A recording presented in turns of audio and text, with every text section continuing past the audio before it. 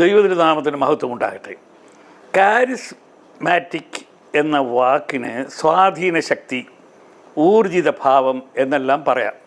കേരളത്തിൽ ഇത് സൂചിപ്പിക്കുന്നത് കത്തോലിക്ക സഭയുടെ സ്വാധീന ശക്തിയാകുന്നു എന്ന് പറയുന്നത് ശരിയല്ല.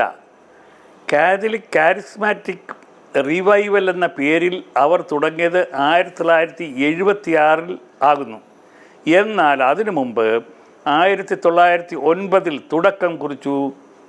പള്ളികളും മറ്റും ആയി ഇംഗ്ലീഷുകാരും ജർമ്മൻകാരും ഇവിടെ പലതും ചെയ്തു.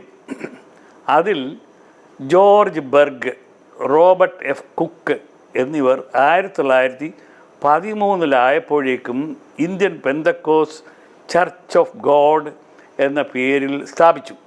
1930 കെ.ഇ. എബ്രഹാം IPCയുടെ വിദേശ ബന്ധം വേർപെടുത്തി. തുടക്കത്തിൽ കത്തോലിക്ക സഭയും പെന്തക്കോസ് സഭയും റിവൈവൽ സേവനത്തിനും സാധുജന സംരക്ഷണത്തിനും പരിശുദ്ധാത്മാവിൻ്റെ വ്യാപാരത്തിനുമായി പ്രവർത്തിച്ചു.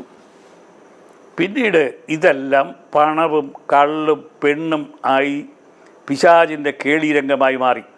കൂടാതെ ന്യൂജൻ മൂവ്മെൻ്റ് കൂടെ വന്നപ്പോൾ പാതാള ഗോപുരങ്ങൾ ജയിക്കുകയും കപട രോഗശാന്തി, ഊതി വീഴ്ത്തൽ തുടങ്ങിയ കയ്യാങ്കളികൾ വിളയാടാൻ തുടങ്ങി.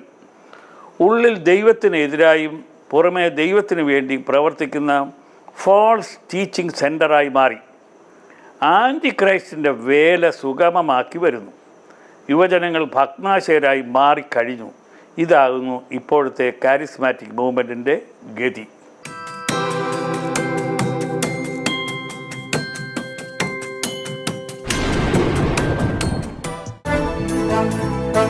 i2i News, an eye for truth.